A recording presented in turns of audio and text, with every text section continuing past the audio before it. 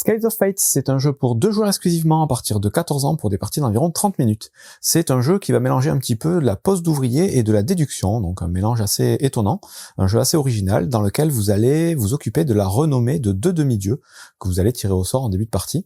Chaque joueur va avoir donc 2 demi-dieux à s'occuper et le but du jeu, ça va être d'essayer de faire marquer soit le même nombre de points de renommée pour ces demi-dieux, soit d'avoir le plus grand écart entre les deux.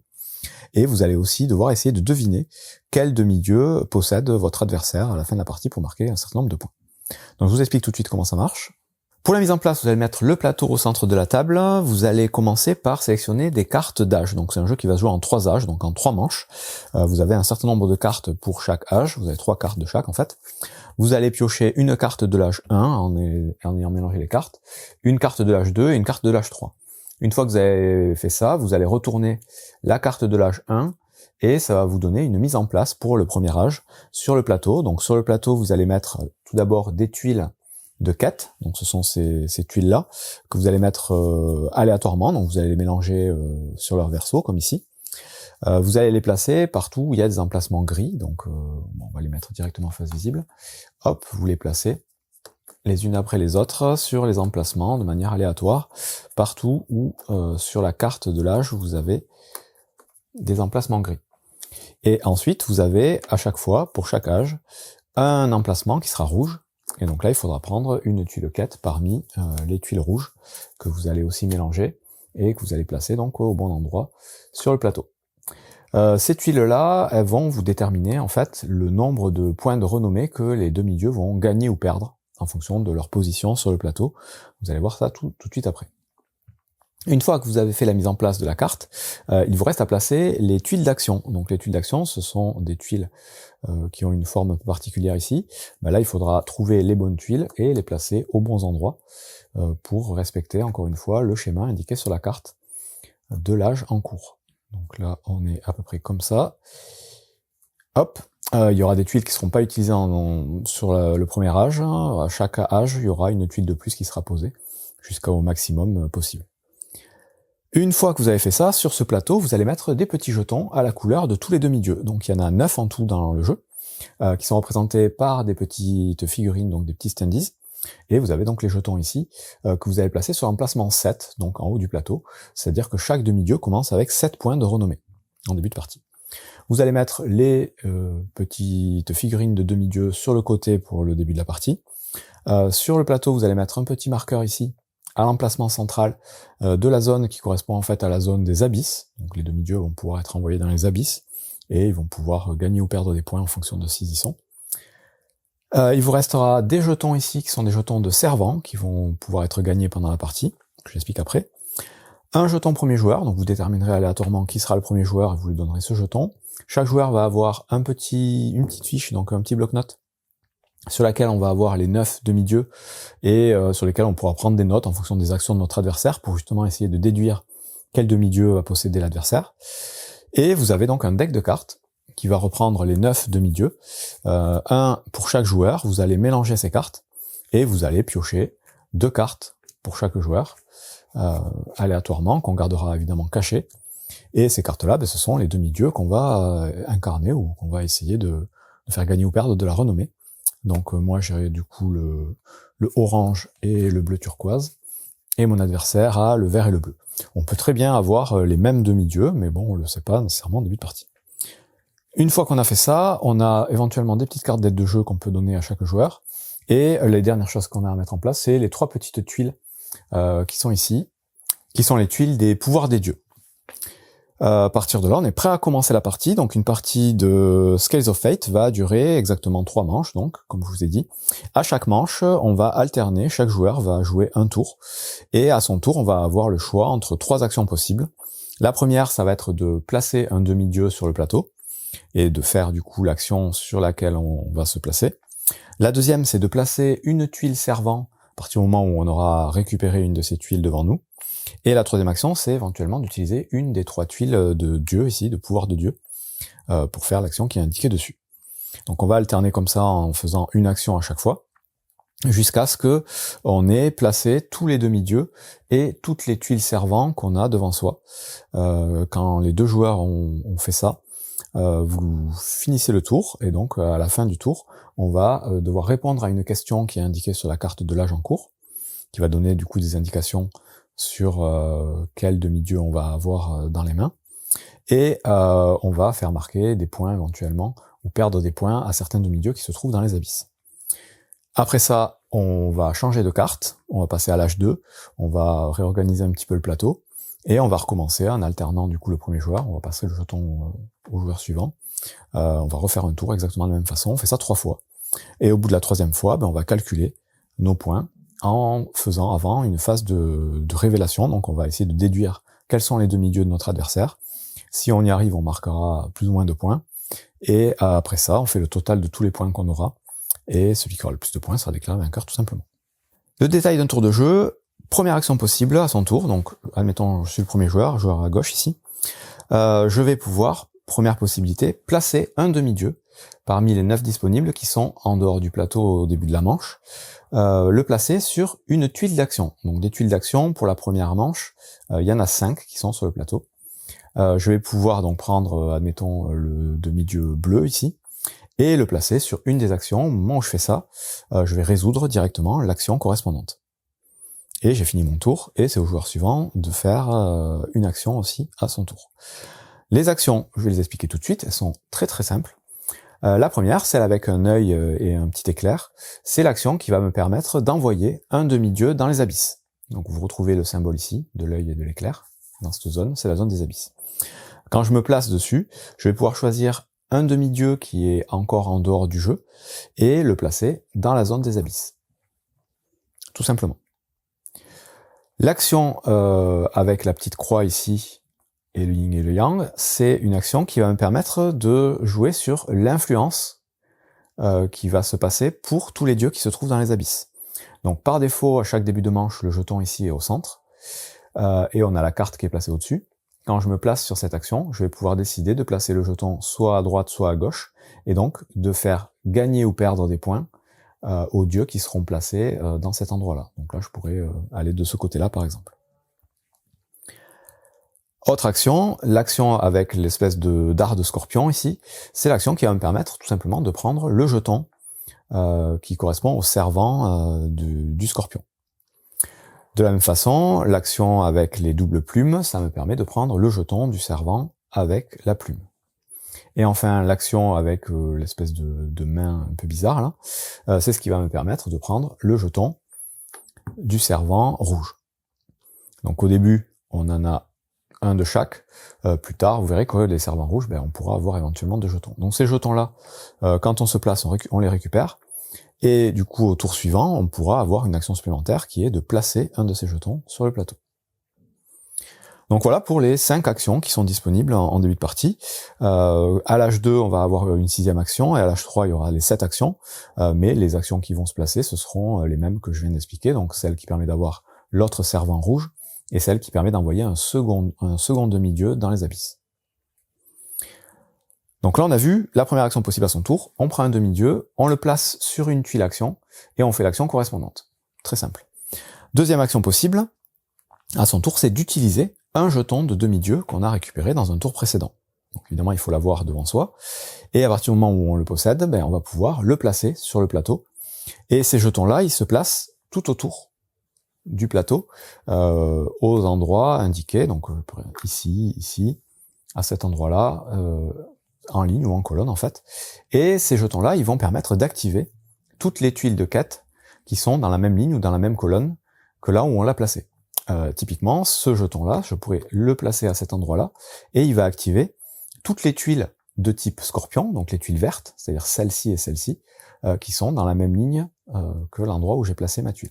Si je me mets à cet endroit-là, je vais activer toutes les tuiles scorpions qui sont dans cette colonne. Ici, j'activerai uniquement cette tuile-là.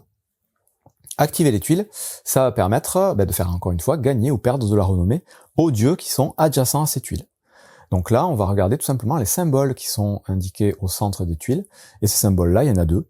Il y a le symbole avec l'espèce de serpe là, ça c'est les points négatifs, donc on va faire perdre des points de renommée aux dieux qui sont adjacents à ces tuiles-là, et l'espèce de symbole d'oméga, c'est les points positifs, donc on fera gagner des points aux dieux qui seront adjacents à ce symbole-là. Quand il y a une valeur au centre, ben, c'est autant de points gagnés ou perdus. Donc là, si je me mets à cet endroit-là, par exemple, je vais activer donc les tuiles vertes de quête, et donc je vais faire perdre 1 point avec cette tuile au demi-dieu bleu, et je vais aussi lui faire gagner 2 points, puisque le demi-dieu bleu est adjacent à ces 2 tuiles, donc il va être impacté par ces 2 tuiles. Si plus tard je mets la tuile du servant de type plume ici à cet endroit-là, je vais activer uniquement cette tuile, et là, comme il n'y a aucun demi-dieu qui est adjacent à cette tuile, ben, il va rien se passer. En fait, ça va impacter uniquement les demi-dieux qui seront placés sur les tuiles actions autour des tuiles de quête. Donc là, dans cette configuration-là, ben, le demi-dieu bleu, il va faire plus 2, moins 1, donc il va prendre 1 point, et donc on va tout de suite avancer son marqueur de 1 point sur la piste de renommée. Même règle donc avec le demi-dieu, le servant blanc qui va activer les tuiles blanches, et le servant rouge, ou plutôt les servants rouges, puisqu'il y en a 2 potentiellement.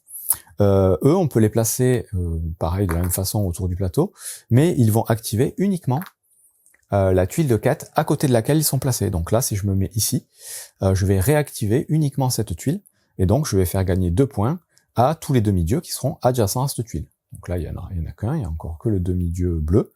Il va gagner 2 points supplémentaires de renommée. Voilà comment fonctionnent les petites tuiles servants. Elles permettent de faire gagner ou perdre des points aux demi-dieux qui sont placés sur le plateau. La dernière action qu'on va pouvoir faire à son tour, c'est l'action qui va consister à utiliser les tuiles de pouvoir de Dieu. Il n'y a que 3 tuiles de pouvoir de Dieu, et elles sont à usage unique. À partir du moment où un joueur va en utiliser une, elle ne sera plus disponible pour toute la partie. Ces tuiles-là, elles vont avoir des pouvoirs qui vont ressembler un petit peu aux pouvoirs des tuiles d'action du centre, mais elles sont un peu plus fortes.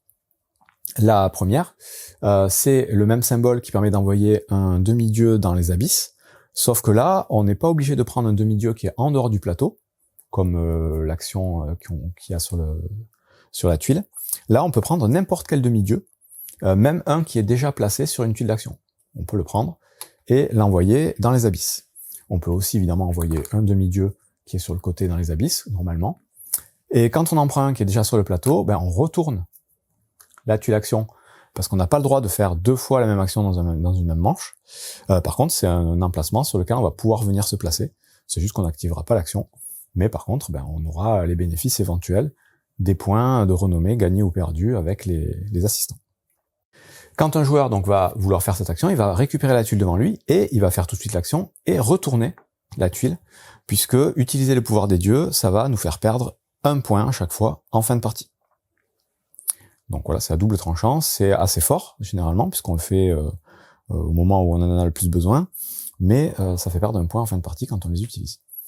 La deuxième tuile des pouvoirs de Dieu, c'est une tuile qui va permettre de interchanger la position de 2 demi-dieux n'importe où sur la zone de jeu.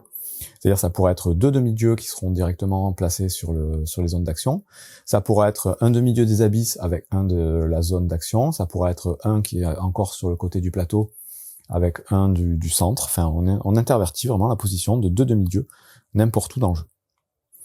Et enfin, la dernière action de Dieu, c'est celle qui va nous permettre d'aller piquer un jeton servant à notre adversaire. C'est-à-dire que là, admettons, moi j'ai récupéré le jeton servant blanc, donc je vais pouvoir plus tard éventuellement le placer pour activer les tuiles blanches. Ben, à son tour, mon adversaire, il va pouvoir décider de prendre cette tuile tout de suite, de la mettre donc sur côté -1, il aura -1, mais il va pouvoir me piquer ce jeton pour pouvoir l'utiliser plus tard à son tour. Donc voilà pour les trois pouvoirs de Dieu à usage unique et qui font perdre 1 point à chaque fois qu'on en utilise un. Là, on a vu les 3 actions possibles à son tour. Je récapitule. Placer un demi-dieu sur une tuile action disponible du plateau. Donc, il y en a qu'un certain nombre. On peut évidemment placer qu'un seul demi-dieu par tuile action. Utiliser les pouvoirs des servants, donc les petites tuiles qu'on aura récupérées éventuellement, ou utiliser le pouvoir d'un demi-dieu. Donc, on alterne. À chaque fois, on fait une action de ce type. À partir du moment où on aura placé un demi-dieu sur chaque action, ben, on ne pourra plus utiliser l'action de placer des demi-dieux, ils sont déjà tous placés sur le plateau. Il restera à utiliser les actions qui permettent de placer des servants ou éventuellement de prendre les tuiles du centre. On peut, si on veut, à son tour, passer son tour pour laisser voir ce que va faire l'autre joueur. Et quand revient son tour, on peut à nouveau utiliser éventuellement l'action des pouvoirs des demi-dieux. Par contre, la manche ne s'arrêtera que quand les joueurs auront placé tous leurs jetons servants et auront utilisé tous les emplacements d'action du plateau avec des demi-dieux. À partir du moment où ce cas se présente, on va passer à la fin de la manche, et à la fin de la manche, on va attribuer ou faire perdre des points aux demi-dieux qui seront dans les abysses en fonction de la carte et de la position du jeton. Donc ce jeton-là, il aura obligatoirement bougé parce qu'on est obligé d'aller faire l'action qui permet de le bouger, à un moment ou à un autre. Et donc, en fonction de là où il va se trouver, on va faire perdre ou gagner les points à tous les demi-dieux qui seront dans les abysses. Donc là, dans la position où je l'ai mis ici, ce sera 2 points de perdu pour les demi-dieux ici. Donc là, le bleu, il va perdre 2 points, et le turquoise va perdre 2 points aussi. Une fois qu'on a fait ça, chaque joueur va devoir répondre à la question qui est posée sur la carte de l'âge en cours. La question ici, par exemple, c'est: est-ce que un de nos 2 demi-dieux qu'on possède est hors du plateau à ce moment-là de la partie? Donc là, on a placé un certain nombre ici, il y en a dans les abysses, il y en a qui vont rester en dehors du plateau. Donc là, moi j'ai le turquoise et le orange, ils sont pas en dehors du plateau, donc je vais dire tout simplement non. Moi, mes demi-dieux ne sont pas en dehors du plateau. Mon adversaire va pouvoir cocher sur sa petite feuille que j'ai pas le demi-dieu vert ni le demi-dieu rouge. Par contre, mon adversaire, lui, il a le vert et le bleu. Le vert est en dehors du plateau, donc lui, il va devoir me dire oui, j'ai au moins un de mes demi-dieux. Donc il dit pas combien, il dit pas s'il y en a plusieurs ou pas, mais il va répondre oui à la question, j'ai au moins un demi-dieu en dehors du plateau. Donc moi je sais qu'il a soit le vert, soit le rouge. Je vais prendre mes petites notes aussi sur mon bloc-notes. Une fois que ça c'est fait, on va défausser la carte de l'âge 1, on va dévoiler la carte de l'âge 2, et on va refaire la mise en place. Donc on va enlever tous les demi-dieux et les remettre sur le côté du plateau. On va remettre aussi tous les servants disponibles à côté du plateau. Et là, on va changer, donc on va enlever la tuile rouge précédente, donc c'était celle-ci. On la reconnaît parce qu'elle a un triangle sur les côtés, et puis de toute façon elle est rouge au verso, donc celle-là on la défausse. Et on va mettre une nouvelle tuile rouge à l'endroit indiqué, donc là ce serait en bas ici. Donc hop, j'en mets une ici, et la tuile qu'on a remplacée, on la met à l'emplacement vacant pour avoir une nouvelle mise en place, et on replace les tuiles actions aux emplacements indiqués. Donc là on va déplacer la tuile ici, celle-ci elle va aller là, celle-ci elle va aller ici, celle-là elle va ici, et on va en rajouter une, la blanche est là, et là on rajoute la deuxième tuile rouge qui va venir ici. Donc c'est la nouvelle mise en place. On a le jeton de choix de ce qui se passe aux abysses qui revient au centre à chaque début de manche. On va avoir une nouvelle question. Donc là la question ce sera: est-ce qu'on a un de nos demi-dieux qui a 10 points de renommée ou plus? Donc on y répondra à la fin de la manche. Et donc je vous ai dit, le jeton premier joueur passe à l'autre joueur, et on recommence un nouveau tour de la même façon, en faisant une des 3 actions, en plaçant nos personnages, et en essayant donc de faire avancer les marqueurs de renommée sur le plateau. À la fin de l'âge 2, c'est la même chose, on retourne la carte, on refait la mise en place, là on aura tous les jetons d'action en jeu, on aura encore des points à gagner ou à perdre pour les personnages dans les abysses, on aura aussi une question à répondre. Ici la question c'est: est-ce que un de nos demi-dieux est positionné sur les actions cerclées de blanc, donc l'action qui sera ici et l'action qui sera en bas ici. Il faudra que chacun y réponde. Et une fois qu'on aura répondu à cette question, on passera au décompte de fin. Avant le décompte de fin, on va donc tout au long de la partie avoir pris des notes sur les demi-dieux en fonction de ce que va faire l'autre joueur. On va essayer d'analyser un petit peu quel dieu il utilise à quel endroit, quel dieu il fait monter ou descendre dans la piste de renommée. Ça va nous donner des indications. Les indications, évidemment, suite aux questions qui vont être posées à la fin de chaque âge. Et donc, avant de passer au décompte total, on va devoir décider quels sont les demi-dieux de notre adversaire. On va essayer de deviner lesquels 2 demi-dieux notre adversaire possède. On va les cocher. On va faire chacun ça de son côté. Et ensuite, on va dévoiler, évidemment, nos cartes. Et on va regarder si on a bon ou pas. Si on a trouvé exactement les 2 bons demi-dieux, on va marquer 3 points supplémentaires. Si on en a trouvé que un des 2, on marquera 0 points. Et si on en a trouvé aucun des 2, on perdra 1 point. Donc ça va être dans la case de guess ici. Ensuite, il va y avoir les points de la position de renommée de nos demi-dieux. Et donc là, il y a deux possibilités. Soit nos deux demi-dieux, donc moi je suis ces deux-là, se retrouvent sur la même case de points de renommée, et dans ce cas-là, ils vont scorer la valeur de la case. Donc là, j'ai réussi à mettre mes deux demi-dieux à cet endroit-là. Donc je vais marquer 5 points dans la case de renommée des dieux. Soit ils sont pas dans la même case, mettons comme ça, et dans ce cas-là, je vais marquer la différence entre leurs positions. Donc là, de 5 à 9, je vais marquer 4 points pour la renommée de mes dieux. Donc la même case, on marque exactement la valeur de la case. Donc si j'arrive à amener les deux ici, je vais prendre 11 points. Et si on n'est pas dans la même case, je vais marquer que la différence. Donc là, à 1 point près, je passe de 11 points à 1 point, puisqu'il n'y a que 1 point de différence. Ça, c'est le premier scoring. Deuxième scoring, c'est donc si on a réussi à deviner ou pas 3 points, 0 points ou moins 1 point. Et le dernier scoring, c'est est-ce qu'on a utilisé des tuiles de pouvoir de Dieu. Si oui, on perdra 1 point par tuile utilisée. On fait le total de tout ça, évidemment, celui qui a le plus de points est déclaré vainqueur. S'il y a une égalité sur le nombre de points, c'est le joueur qui aura réussi à deviner le plus de cartes de son adversaire. S'il y a encore égalité sur ce nombre de cartes, c'est celui qui aura utilisé le moins de pouvoir de Dieu. Et s'il y a encore une égalité là-dessus, ce sera le joueur qui aura le jeton premier joueur à la fin, qui sera déclaré vainqueur. Et c'est tout pour les règles de Scales of Fate, qui est un jeu tout à fait original, donc avec du beau matériel, hein, des tuiles vraiment très épaisses, un petit peu peut-être surédité, mais un jeu avec une mécanique entre poste d'ouvrier et déduction qui est assez curieuse et qui fonctionne plutôt pas mal.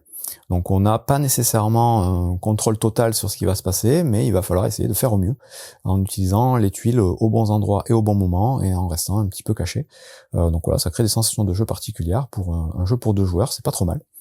Voilà, à vous de voir si c'est le genre de jeu qui peut vous plaire. Moi j'ai trouvé ça suffisamment original pour essayer d'en faire encore quelques parties. Bon jeu!